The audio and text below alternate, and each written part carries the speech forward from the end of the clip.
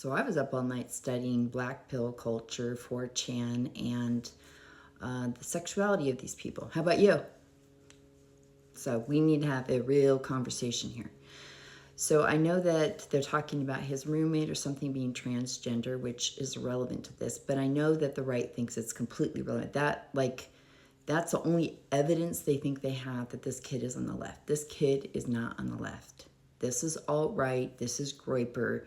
This is exactly what I said it was. However, I've had to catch up on this. I think all of us have because, I knew just because I profile, right? I didn't know that the lingo of all that, but I just know because I study these guys. So when I saw those casings, I went, that's not the left, that's alt-right. So then I've caught up and learned about all of that. But I had to dig deeper on the sexuality of them. And this is incel culture, right? But once you get deep into the incel culture, you realize that a lot of them are closeted and they feel like abject failures in this life. They originally feel that way because they can't get a relationship with the girl or they don't have one. They don't understand why.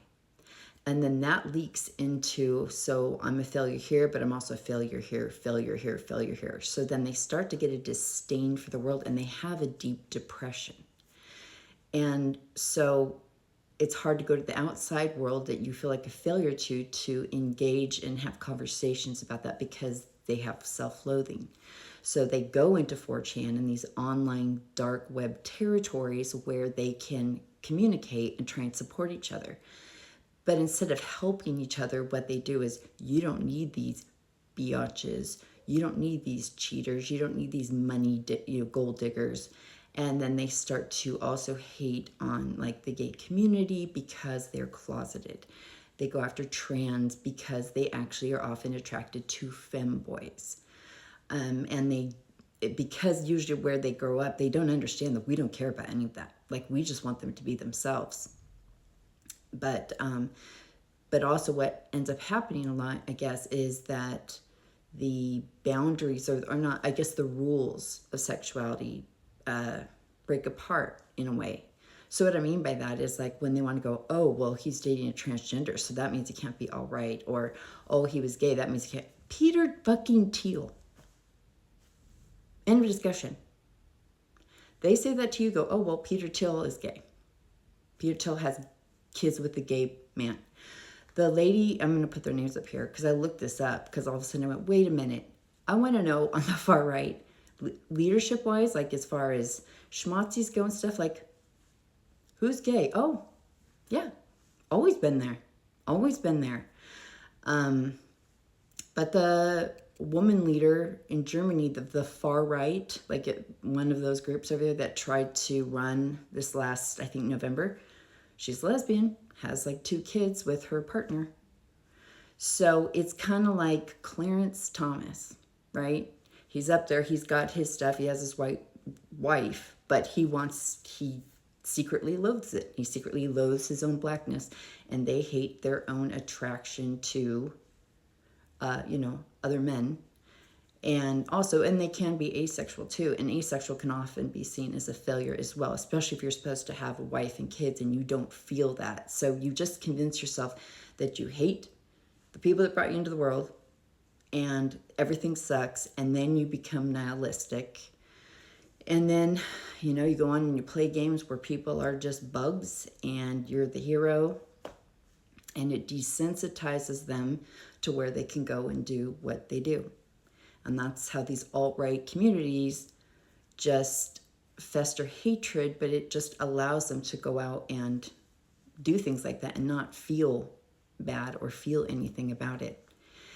And I think that, this kid likely with his memes on there and stuff, do I think it could have been part of the Groyper thing? And yeah, but I think it's also I don't know how to explain this, but I feel like when they do things like that, where they've got their catchphrases or their meme stuff, it's to be a vibe. To be a vibe to the world, ha ha ha, this is all a joke, you're all a joke. Look who has the last laugh now. Kind of like that. And it comes from depression. It comes from self-hatred. It feels like not being enough. And, white supremacy, the patriarchy, this country, capitalism, that's a shot of that every single day to pretty much everyone. Like, white men are not immune to it. They are trapped by their own system. That's why I always think about this is just a hierarchy of victimhood, because even white men are a victim to their own patriarchy, which it's not like they decided it. It's just that's how things have evolved. But they're not allowed to be who they truly are. And it is a suffering. And, I grew up in the Mormon cult. I have ADHD. I'm an artist. And I'm an entrepreneur. And being in the church where I'm supposed to be this submissive wife, I'm a big sister general. I'm the oldest of 8. It was impossible for me. I didn't understand the rules. I didn't understand why we did what we did. I'm an introvert, so I'd have to go do all this stuff, be around people, but everyone was fake. Everyone kept doing this, and I would go in and be so authentic, and everyone would be like, what are you doing? What are you saying? And I had to connect heart to heart, and it was just, I was breaking apart in there, and I felt shame because I was failing completely, and it will make you have an absolute mental breakdown. And essentially, they are living in these cults that, he grew up in the MAGA cult. His family's MAGA. His grandmother has said they're all MAGA. She's made it very clear. She doesn't want anyone to think he's a Democrat, just a schmurder. So this is a system of shame. And, it's hard because I know people want to go, oh, these white boys, F them. Okay, well, hey. That's why I don't believe in the, send them all off, get rid of them, don't talk to them, stuff, because then they only have themselves to talk to. They can't learn compassion from anyone else. They can't, because you don't get, I know people want to say you get your self-esteem from your parents, but kids really only absorb that much from their parents at a certain age. The rest of the world from the time you're young is what leads you to believe you're okay or not. Your parents can praise you every day, but it's always like, yeah, but you're my parent.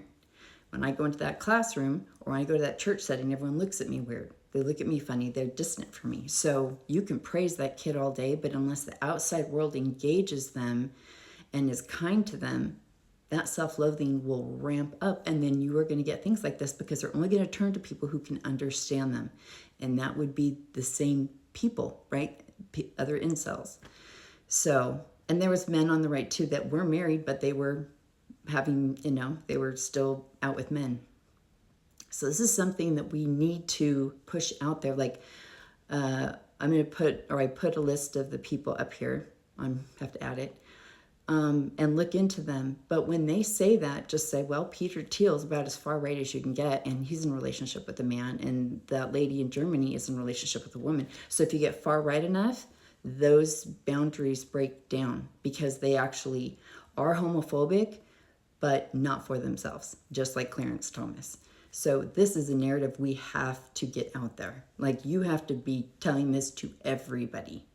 Not to mention, a lot of them don't like Peter Thiel, just like they don't like JD Vance, because they all sense that vibe. And there's a lot of incels over there. There's a lot of closeted men. And that's really what we are dealing with here. And by the way, they are not going to say, this kid is on the left. They're going to say dark web. They're going to say everything other than what this is. So it really is our job to keep pushing that out there. Stay on Nick Fuentes, stay on Groyper, and then stay on Peter Thiel. Do it.